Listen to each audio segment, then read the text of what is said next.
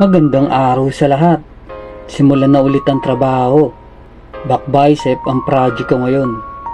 At ang design na ipapatato ng client ko ay eye tattoo na may chain at heart. Kaya sinimulan ko na agad ang sakitan. At eto nga muna ang ginamit ko, yung coil machine ko, balik old school muna. Paminsan-minsan kasi ginagamit ko pa rin siya.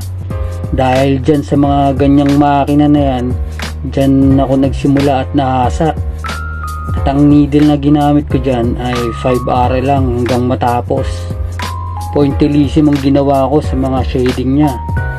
At okay na okay pa rin gamitin ang coil machine ko. At nakatato na naman kami ng isang simpleng obra. Very good.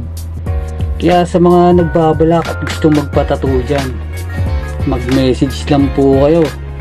Maraming salamat sa tiwala at suporta. Magpatato ka na.